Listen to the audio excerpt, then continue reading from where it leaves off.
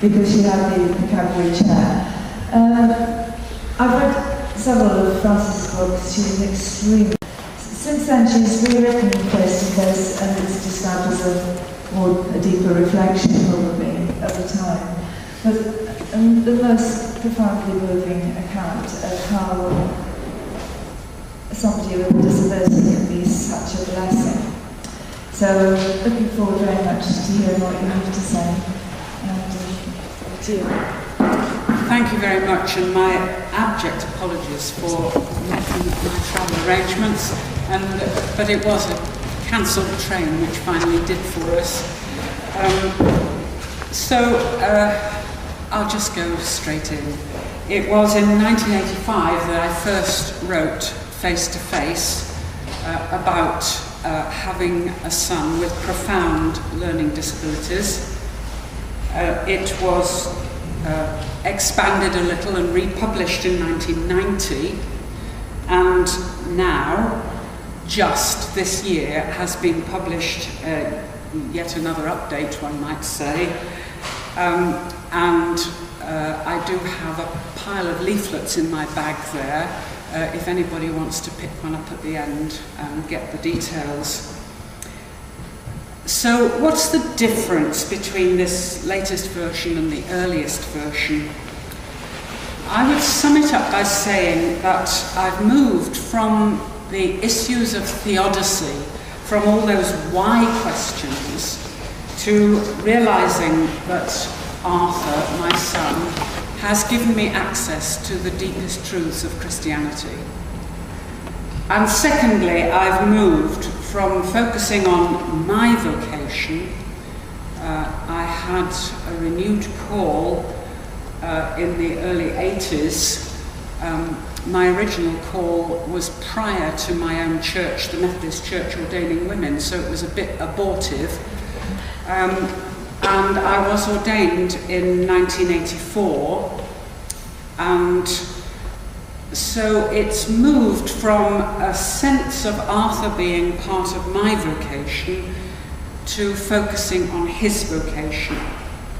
The first two chapters of this new book go over the early ground, telling the story with some updating, because of course we've now had years of his adulthood to review as well.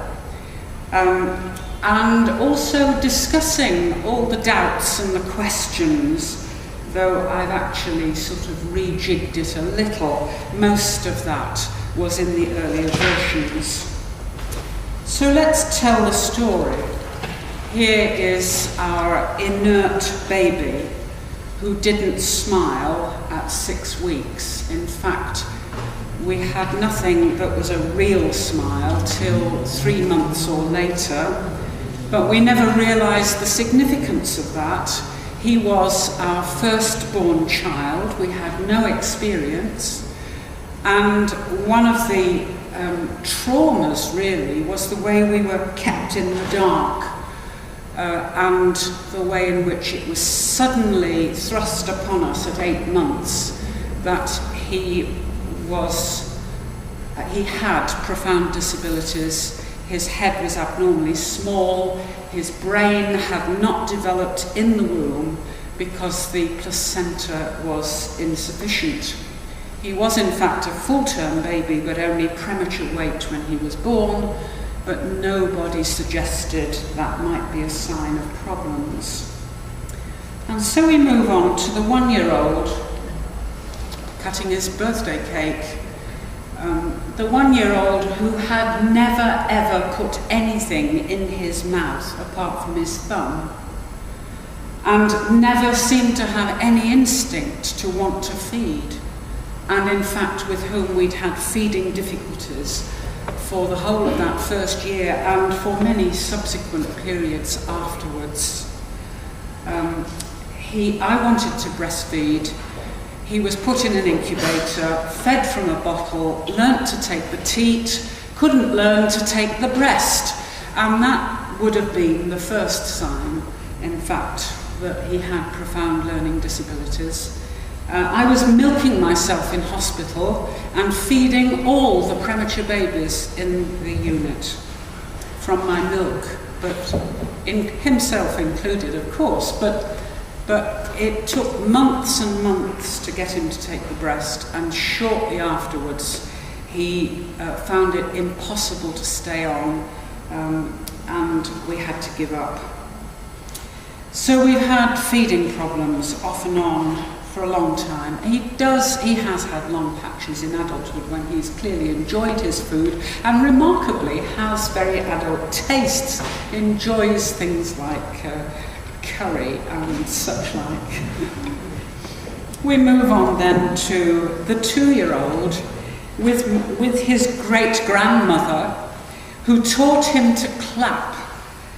We were stuck at my mother's house, unable to travel back because I'd had a false labour with my second child, and so my mother and grandmother were caring for Arthur while Edward, our second, was born, and it happened just about at Arthur's second birthday.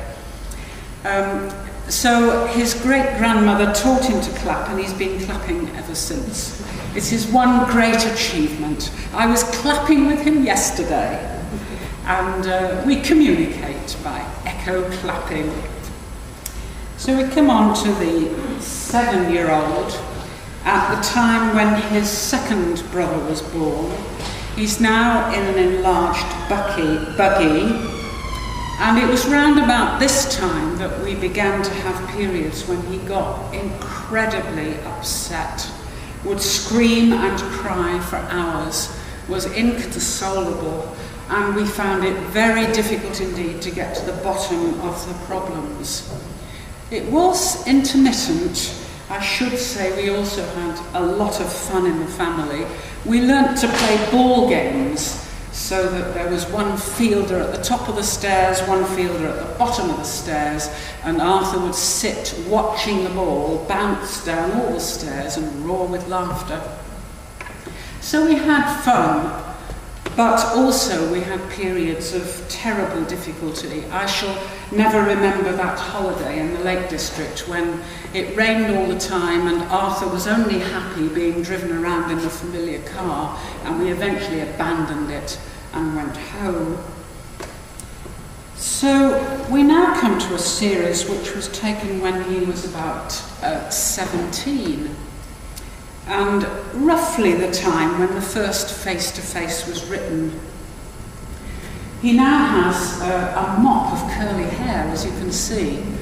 Almost certainly this was the effect of the epilim.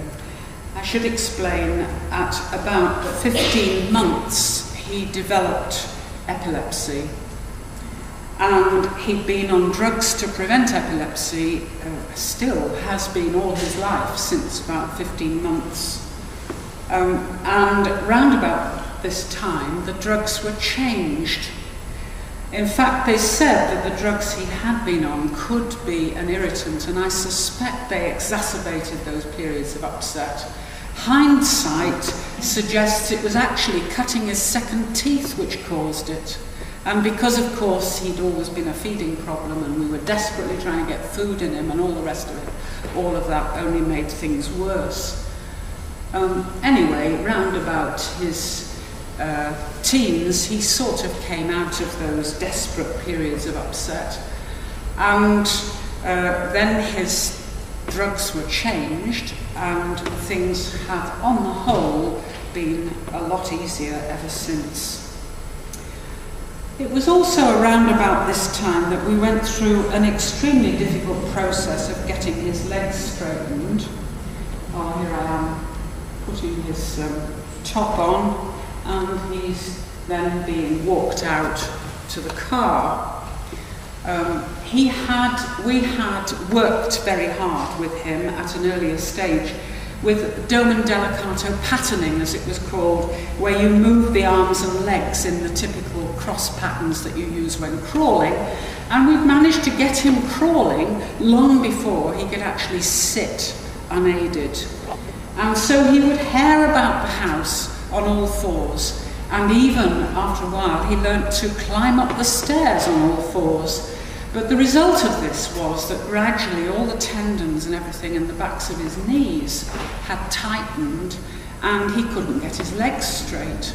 And he was beginning to show signs of wanting to step out when we held him up.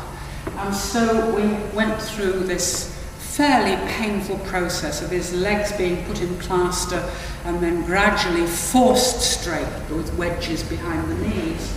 He ended up with pressure sores on his heels and more big upset and all the rest of it. But at this point, his legs were almost straight, and as long as he was given balance, he could walk around. And indeed, he could pull himself up the stairs without anybody behind him, because we had a double rail on the stairs put there when my father-in-law had lived with us and had Parkinson's disease.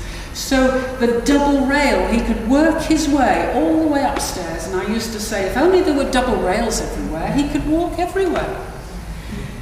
So this was probably the high point of his physical development.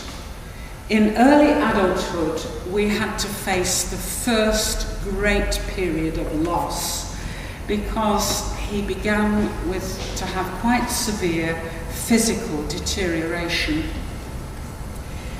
His hips permanently dislocated and he developed a scoliosis. So here you see him at his brother's wedding. Edward is on the left, it was his wedding, and William, the youngest, is on the right. And Arthur is now in a wheelchair which is made with a particular shape to fit him to support the scoliosis in his back. And he was no longer able to be mobile at all, because the permanent dislocation of his hips meant they were no longer weight-bearing. This was, for us, a very painful time, because what we had worked so hard for in terms of his mobility was simply lost.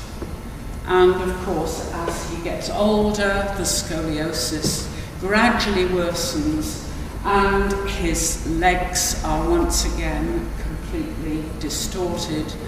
And there are difficulties that the thigh bones stick out and he sits on them all the time, so he's in danger of pressure sores on his bottom, and the physical deterioration has been quite marked.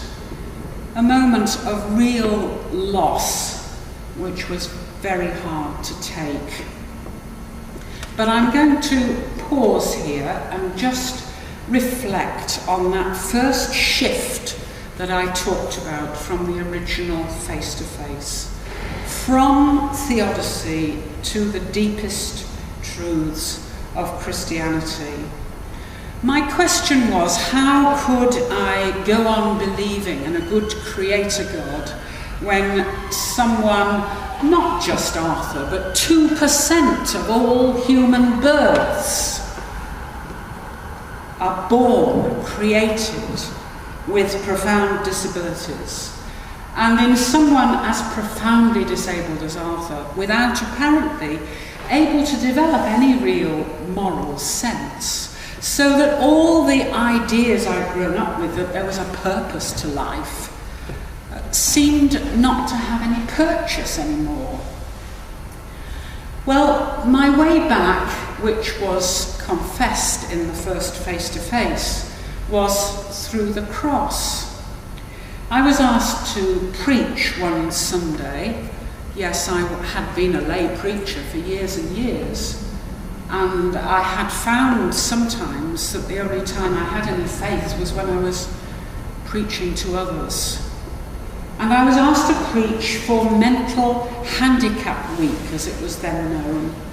And I was really put on the spot. I had no idea how I was going to preach about this.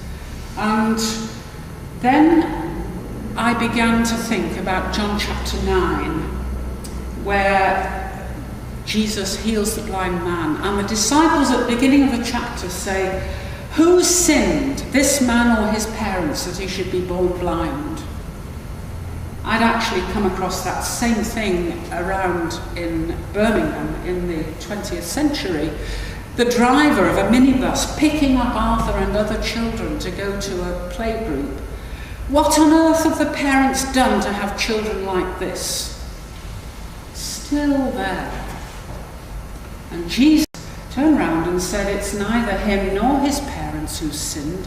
This was done that the glory of God might be revealed. Or I'm quoting from memory, and that isn't quite right.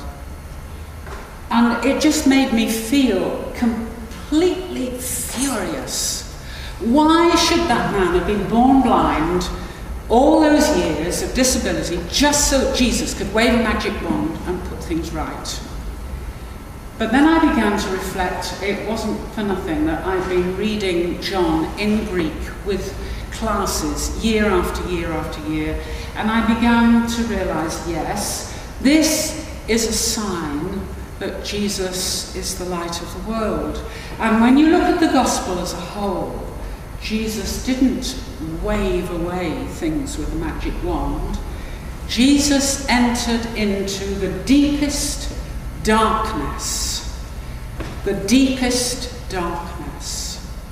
and transformed it into glory, because John's gospel is constantly pointing to the fact that the cross is the hour of glory.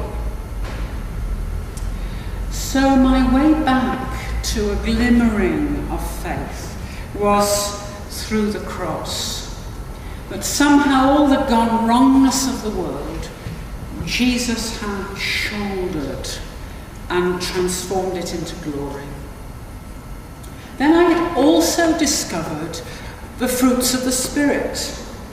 I had discovered that love, joy, peace, patience, goodness, kindness, and all those things, there are 9 of them, and someone once said, if you can recite the list, you're halfway there. I'm clearly not even halfway there. But it was with Arthur I knew those profound fruits of the Spirit, which seemed to me to be the most fundamental human values.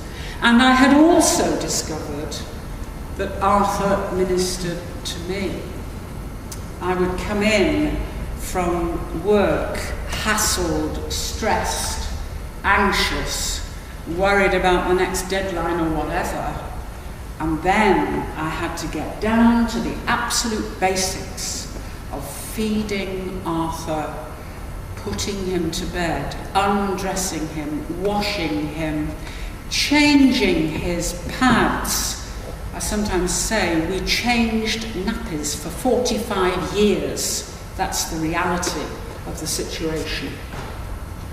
And that brought right down to basics, and seeing Arthur's smile. That was Arthur ministering to me. I had also discovered how deeply we human beings are what professionally we call a psychosomatic whole. We're not some sort of soul trapped in a body.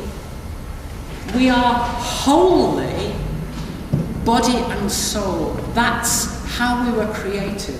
And actually, it was a fundamental truth about human nature which in the early church people were determined to preserve against all kinds of Platonizing tendencies. But I have a nasty feeling that particularly in the 19th century and later religion, we've rather lost it.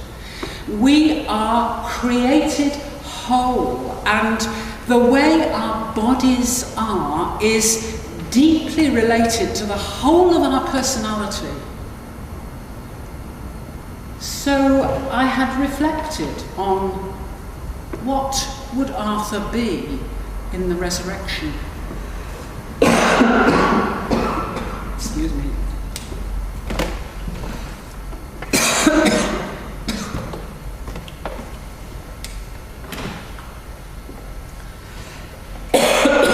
Sorry, rushing around too much.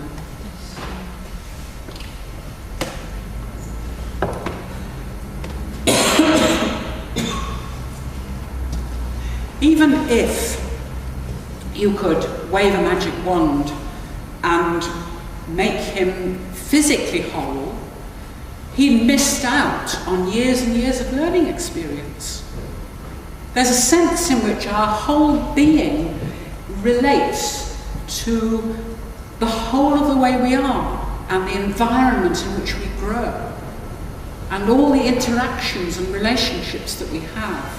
And they're physical, not just soul, if you like.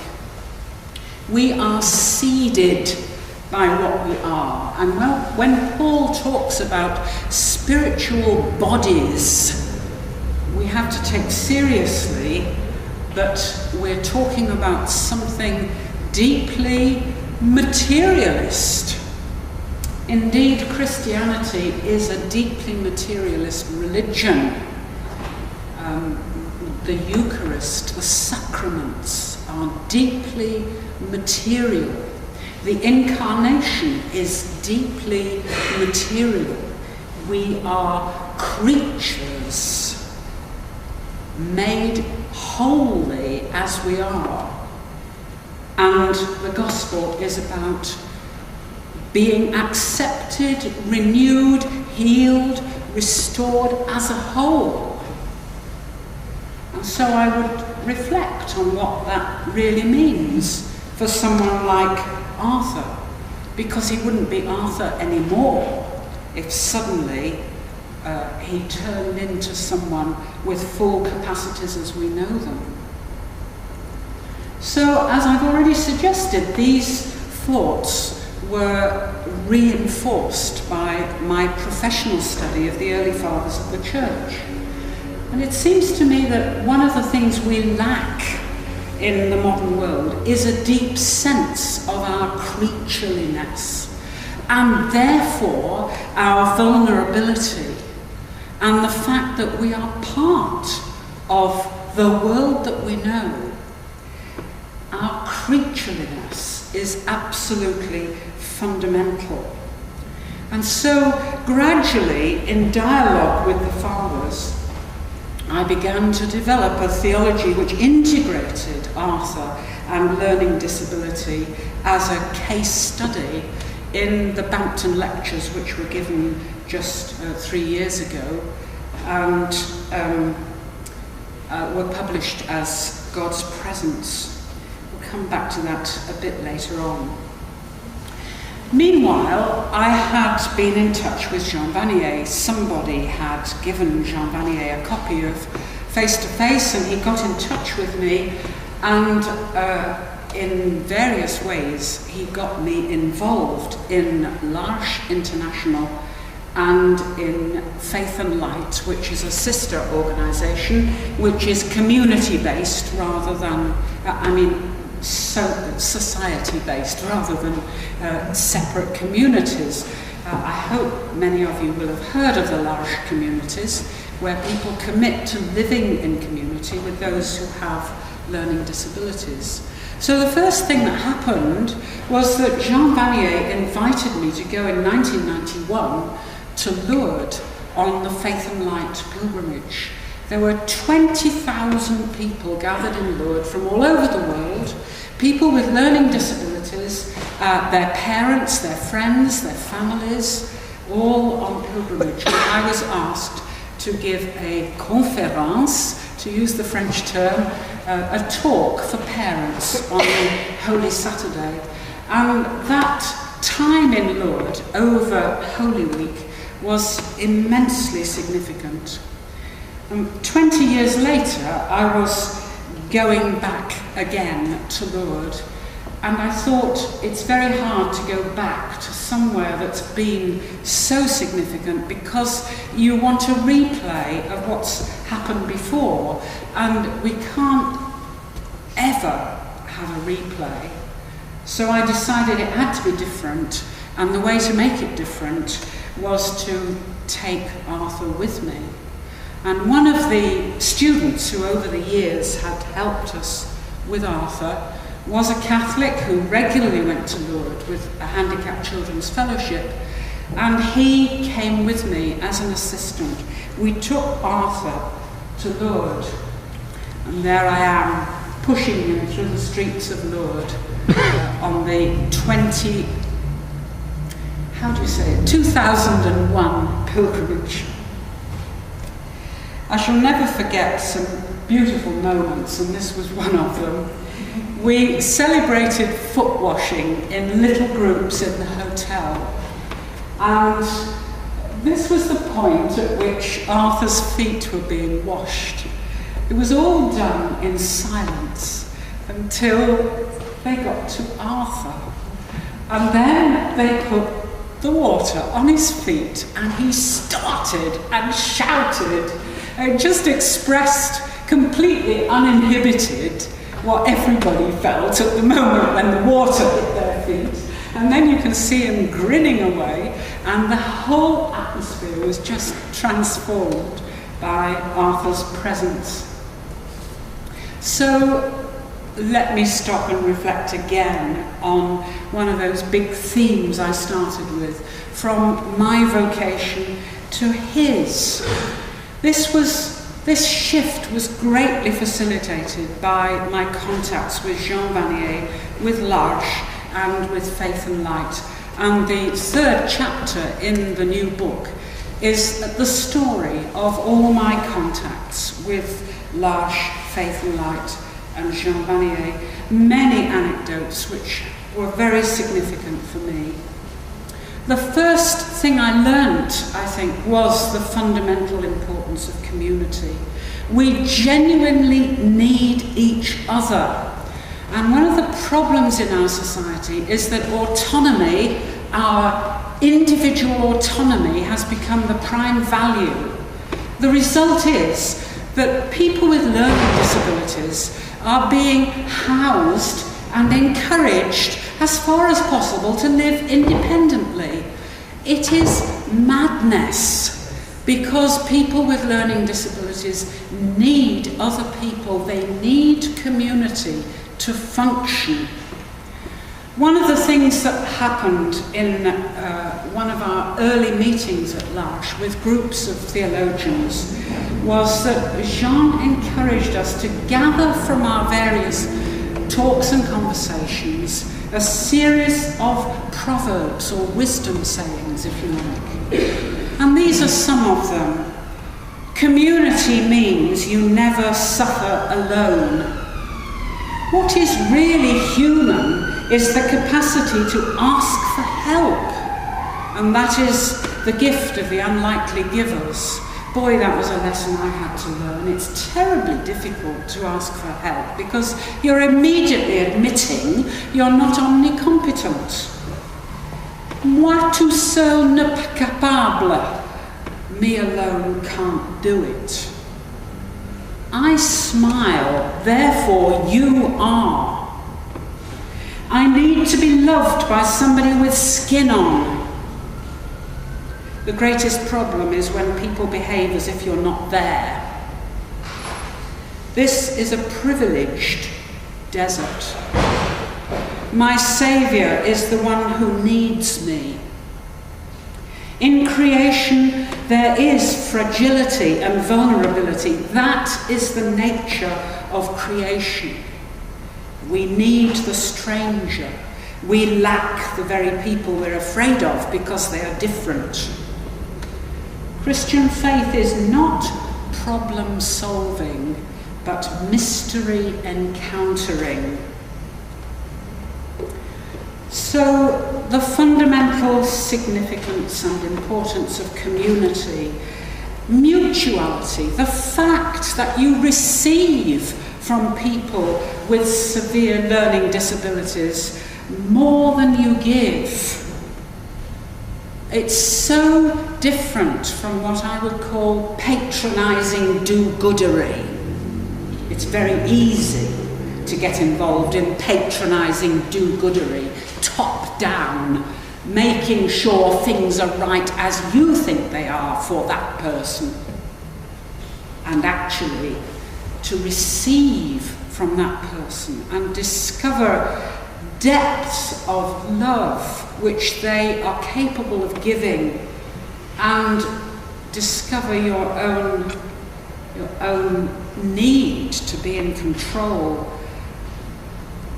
and then to find humility is so important.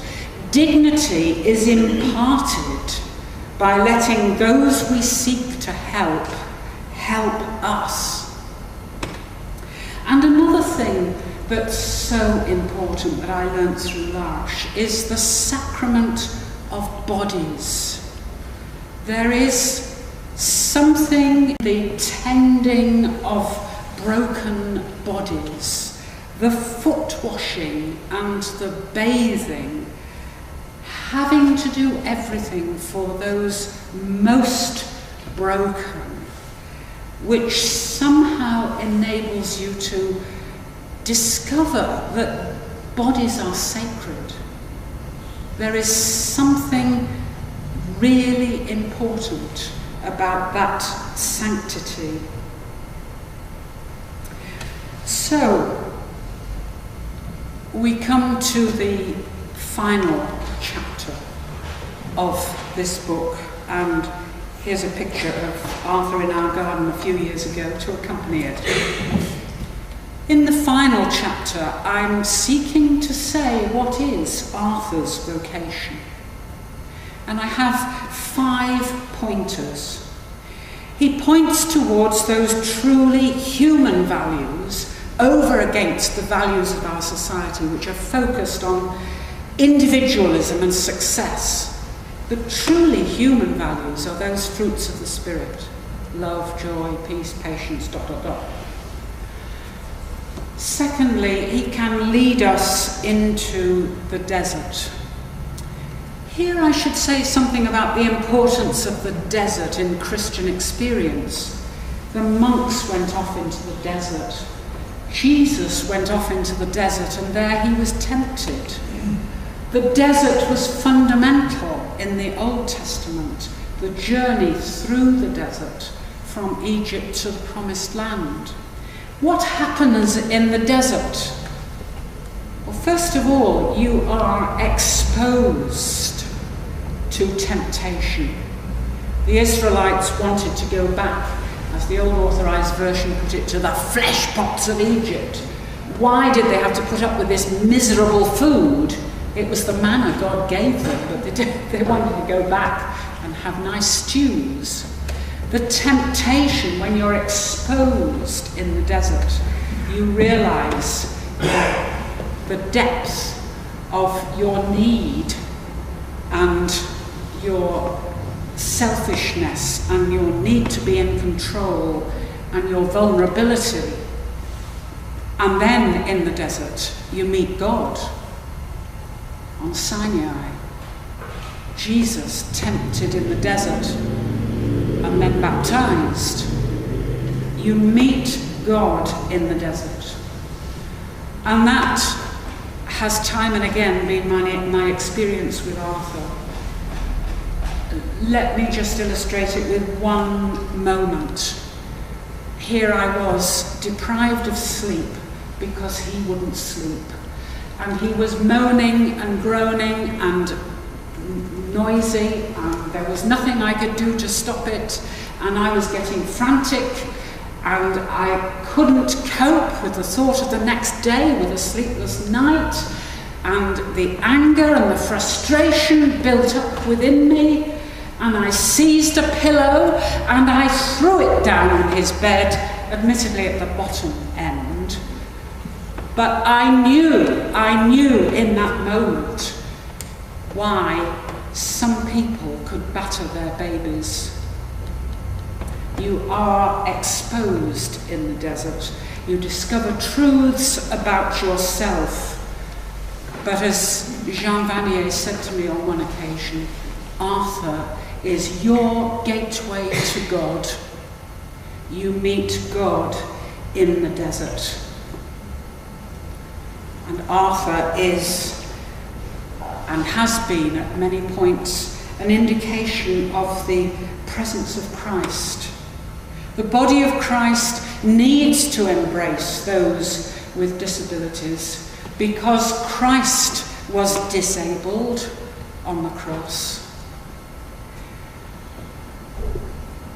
I'm tempted all the time to put in anecdotes. I'm going to end up speaking for too long if we don't watch out. But there was this moment when I was with Arthur at the Othona community on the east coast of England, and every morning and evening we would get his wheelchair round a ploughed field to the oldest place of Christian worship in England, St. Peter's on the Wall at Bradwell in Essex.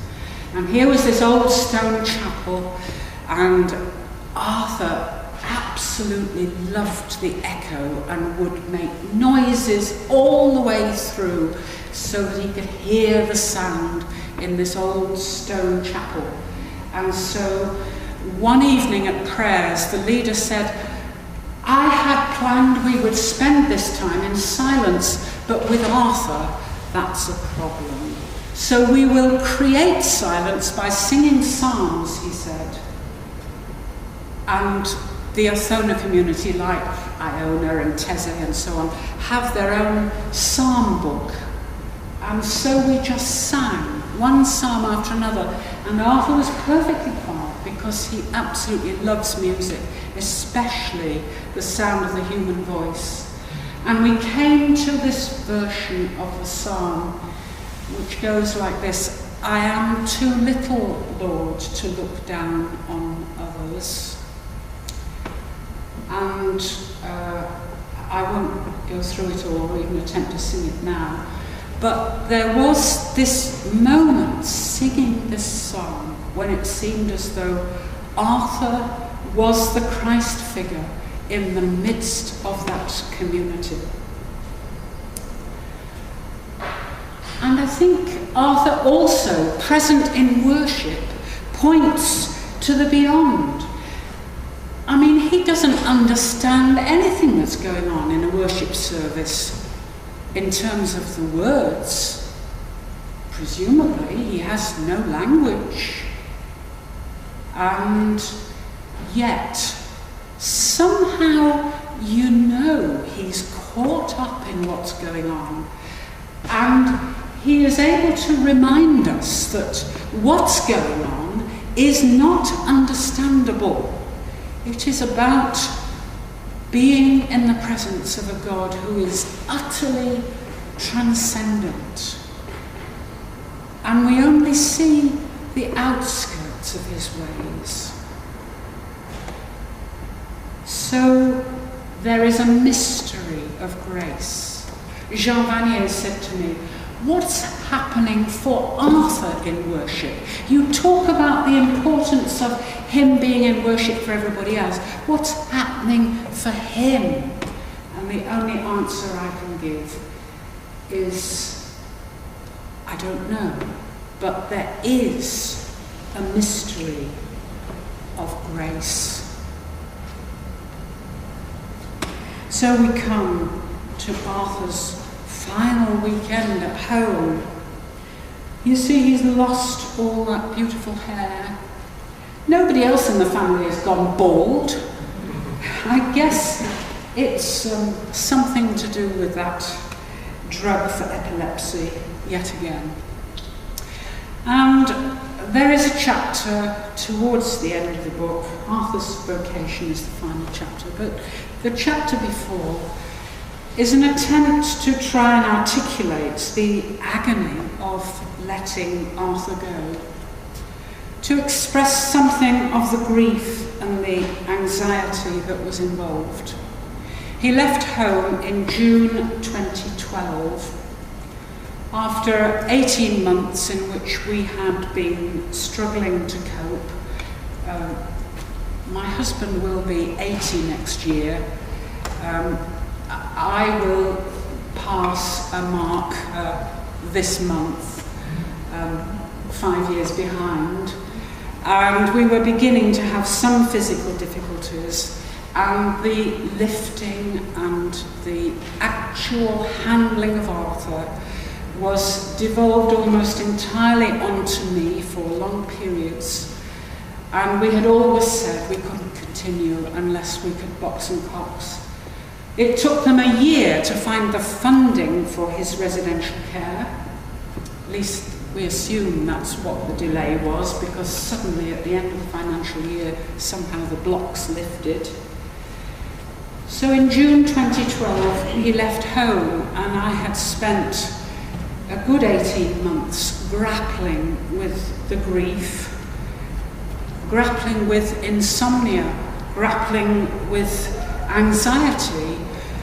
I mean, it was right in that period that the Winterbourne View scandal hit the television, and daily I was seeing people with learning disabilities being abused. I lost the ability to trust others to care for him, even though over years I knew he had been cared for by others on short-term care, rota care, so that we had relief. Daily in the day centre, others had cared for him. Students had been left caring for him, sometimes while we went away on holiday. I had trusted others, but I lost the ability to trust that when he left home, things would be okay. And it was more than just my parental anxiety and possessiveness. There was also this terrible sense of loss, because, as Jean Vanier had said, Arthur was my gateway to God. So these pictures were taken the very last weekend he was at home. And then a year later, we took him to my youngest son's wedding. And this was the picture taken at the wedding, which became the cover of the new book. But you'll see they took his favourite hammer out and made sure it was a picture of us looking into each other's faces, which it was, of course. The favourite hammer, which is the only toy he's ever played with, and he still plays with.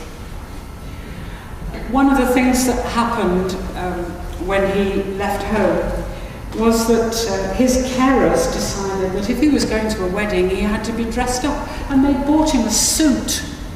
And then it was such a terrible hot day, he couldn't wear it, but there he is in his smart shirt with a bow tie, if you look closely.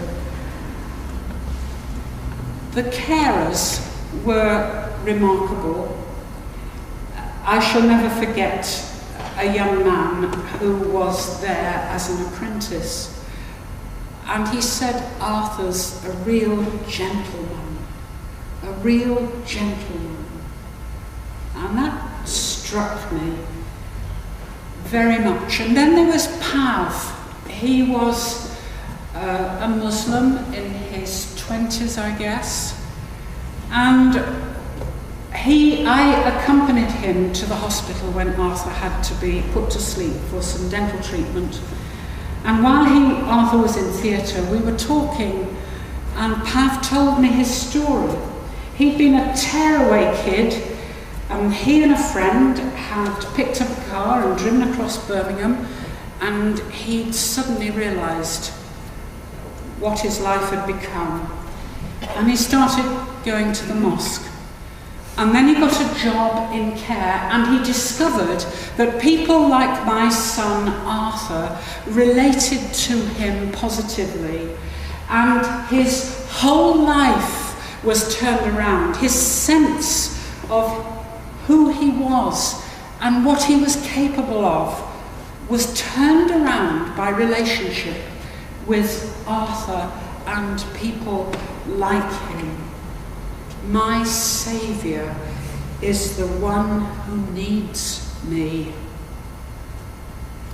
But then the real breakthrough for me came through Lazarus. This is, yes, I think I must tell you this story. Jean Vanier, in his book on John's Gospel, suggests that Lazarus might have been a person with learning disabilities. Why was it the house of Martha and Mary if there was a man around who was their brother? You wouldn't expect that. Perhaps they were unmarried. Why? Were they unmarried because they were caring for Lazarus with learning disabilities? And so Jean Vanier throws out this thought. I came across an icon painter who was obviously an artist prepared to be free and to develop the tradition rather than just doing traditional things. And I asked her, could she possibly do an icon of Lazarus as a person with learning disabilities and put him in a wheelchair? So she struggled with the question, how do I put Lazarus in a wheelchair? And then she found an icon of Elijah ascending to heaven in a chariot. And she took Elijah's chariot from the icon and put Lazarus in the chariot. And Jesus. And in conversation we developed exactly how it was going to be. And we discovered an implicit circle which in an icon represents the perfection of the divine, except for Jesus' back foot sticks out of it. And I suddenly realised, yes, the perfection of the divine, except when Jesus steps down to touch our lives. And so her sketch for the icon became the cover of my book of the Bampton Lectures. And one of the things I've discovered in the last few years is how deeply I need him more than he needs me. And so the final breakthrough, I still had periods when I struggled, really struggled with this letting go.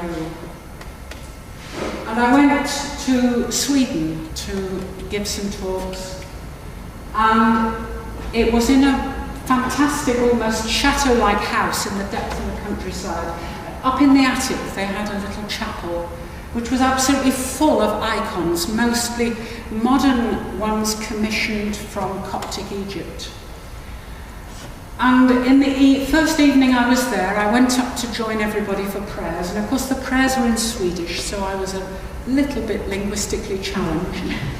And I just sat looking at the icons, and I suddenly realised I was gazing at an icon of the raising of Lazarus.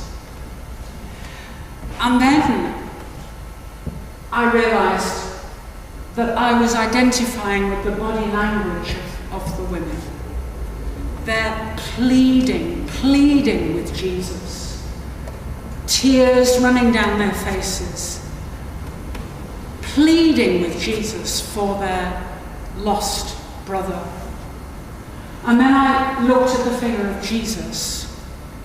This is not the best representation really, but there he was in swaddling bands, like a baby, grave clothes really of course, but just like the swaddling bands in a nativity icon.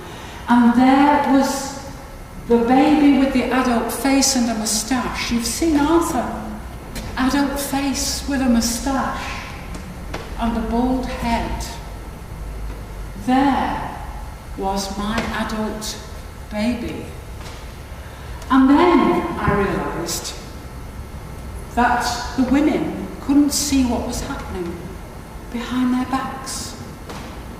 So how can I know what God is doing with Arthur behind my back in his new life?